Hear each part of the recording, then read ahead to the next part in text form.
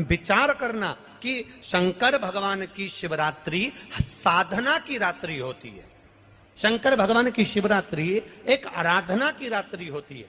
हमने पहले भी कथाओं में कहा, हर महीने शिवरात्रि आती है, प्रत्येक महीने शिवरात्रि पड़ती है, और प्रत्येक महीने की शिवरात्रि पर अगर आपसे बन सके, आप दुनिया में अगर आपके पास में लोग कहें कि ये बहुत गरीब व्यक्ति है, बहुत साधारण व्यक्ति है, इसके पास धन नहीं है, वैभव नहीं है, सत्ता नहीं है, इसके पास खुद का मकान नहीं है, इसके पास खुद की प्रॉपर्टी नहीं है, इसके पास खुद की दुकान नहीं है, दूसरे के यहाँ काम करता है, इसके पास कुछ भी नहीं है, हम उनसे कहेंगे 12 महीने शिवरात्रि आती है, 5 जगह पर चढ़ाई हुई बेलपत्र, आप एक वर्ष 12 शिवरात्रि का एक नियम ले लो, 5 जगह पर बेलपत्र समर्पित करना सीख जाओ।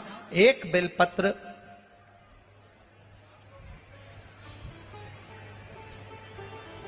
ये शिवलिंग, ये जलाधारी, बहुत ध्यान से देखना, ये चरण जहां से जल नीचे गिरता है, गणेश जी का स्थान, कार्तिकेय जी का स्थान, यह हस्तकमल माता पार्वती जी का हाथ हस्तकमल, शिवलिंग भगवान शंकर का स्थान। ऊपर से जो एक एक बूंद जल शिवलिंग के ऊपर गिर रहा है, शंकर भगवान की 5 बेटियां जया, विषहरा, शामरीवारी, दौतली, देव। बीच में जो एक मोटी सी लाइन है वो शंकर भगवान की छोटी लड़की, क्या नाम है? अशोक सुंदरी। ये पूरे शिवलिंग का वर्णन।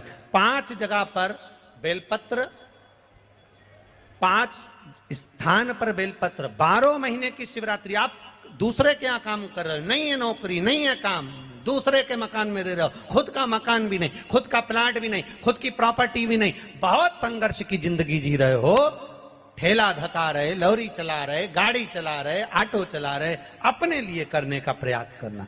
घर में जितने सदस्य हैं, 12 महीने शिवरात्रि आती है, एक बेलपत्र अशोक सुंदरी वाली जगह पर, डंडी का मुंह नीचे की ओर, दूसरी बेलपत्र माता पार्वती जी के हस्त कमल पर। ये 2 पत्ती जो होती है, इस पत्ती के 2 भाग शिवलिंग के बीच में हो। तीसरी बेलपत्र भगवान शंकर के शिवलिंग पर, डंडी का भाग आपके विपरीत दिशा में हो, विपरीत दिशा।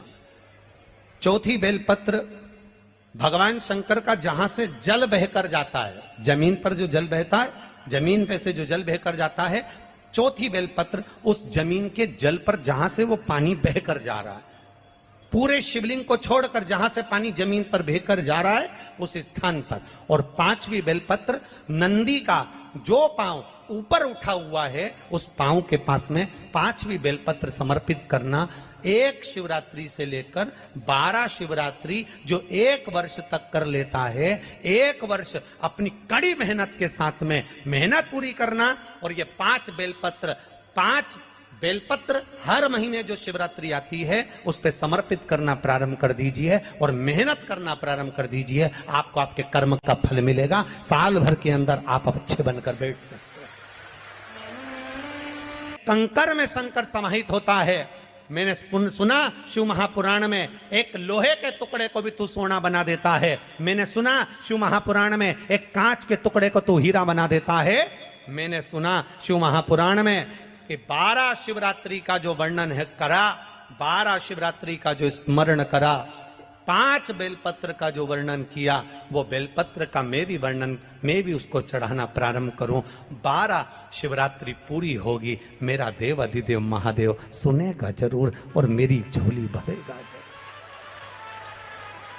अब इसमें एक नियम भारी है, वो नियम का स्मरण करना कि नियम कैसा चाहिए। आप कर्जे में हो गए, परेशान हो गए, टेंशन में आ गए, जिंदगी बेकार सी लग रही है, निवेदन है मेहनत करना। जो काम को कर रहे हो, जो दुकान लगा रहे हो, जो कार्य कर रहे हो, ठेला चला रहे हो, ऑटो चला रहे हो, चलाते रहो, पर उसके साथ में बाबा पर भरोसा रखो। इसमें एक नियम भारी है। कौन सा नियम?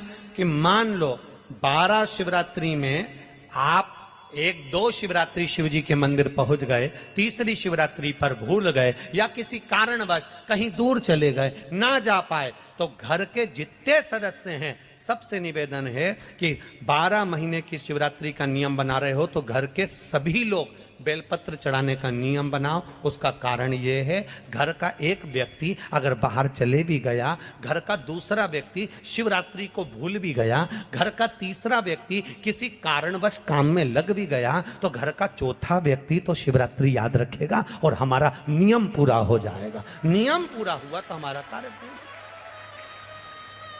हम उस नियम को पूरा करें, हम उस कार्य को पूरा करें। देवऋषि नारद ने कहा अगर तुम्हें तप करना और उसका फल चाहिए तो तुम काशी चले जाओ। मानधाता काशी गए, काशी में बैठकर तप करने लगे। केवल काशी में बैठकर उन्होंने तप करा तो कैसा करा, केवल एक बालू का शिवलिंग बना लेते थे और बालू का शिवलिंग बनाकर उसकी आराधना करते थे, उसकी पूजन करते थे। पूजन करते, गंगा का जल लाकर बालू के शिवलिंग पर डालते, उनको समर्पित करते। बस वो बालू के शिवलिंग की आराधना करते करते करते करते करते करते थोड़ा सा समय निकला। उनको नहीं मालूम कि एक शिवरात्रि निकल गई, दूसरी शिवरात्रि आई है। हर महीने शिवरात्रि आती है, प्रत्येक महीने शिवरात्रि पहुंचती है, प्रत्येक महीने आती है।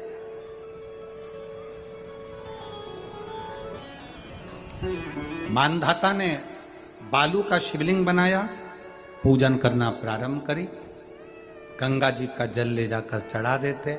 अब कोई तप नहीं, कोई साधना नहीं, कोई नेत्र बंद कर नहीं बैठे, कोई तप साधना में नहीं बैठे, कोई घोर तप करने के लिए नहीं बैठे, केवल शंकर का शिवलिंग बनाया, पूजन करी। साल में एक दिन सावन के महीने में जो शिवरात्रि आती है, हम भी टीवी के माध्यम से, सोशल मीडिया के माध्यम से आप सबके घर में पार्थिव शिवलिंग का निर्माण करवाते हैं। उसका कारण केवल इतना है कि हम पूरी जिंदगी तप नहीं कर पाते, पूरे साल व्रत नहीं कर पाते, साधना नहीं कर पाते, तो कम से कम सावन के महीने की शिवरात्रि पर जब अपने घर में मिट्टी का शिवलिंग बनाकर पूजन करते हैं तो हमें तप और साधना का पूरा फल प्राप्त हो जाता है।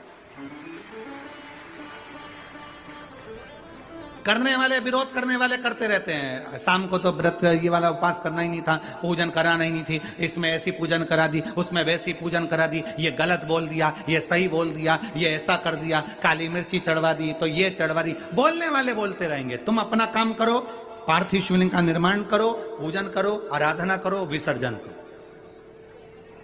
आग लगे बस्ती में, जम के बोलो जरा अपन रहो, क्या किसको रोइए, चादर तान के सो। अपने को मतलब नहीं कुछ भी कि अपन को सोचे।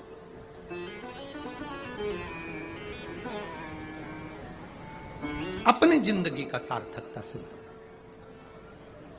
करा। मानधाता ने अब कोई तप नहीं करा, मानधाता ने अब कोई साधना नहीं करी, मानधाता ने अब कोई आराधना, बस एक काम करा, शिवलिंग का निर्माण, उसकी पूजन।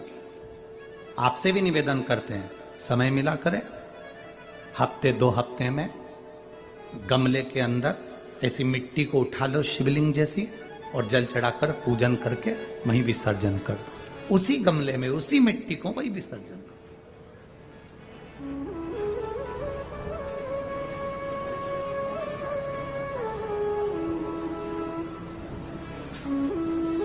प्रयास करो, उसका फल मिलता है। शंकर भगवान प्रकट हो गए, कहा क्या चाहिए तुमको, मांगो। अब मानधाता ने मांगा कुछ नहीं।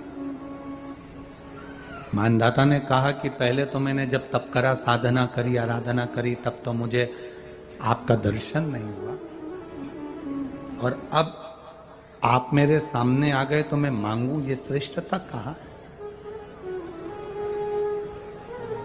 अब मैं मांगू, ये श्रेष्ठता कहाँ है? मुझे मांगना नहीं है। कुछ तो मांगो।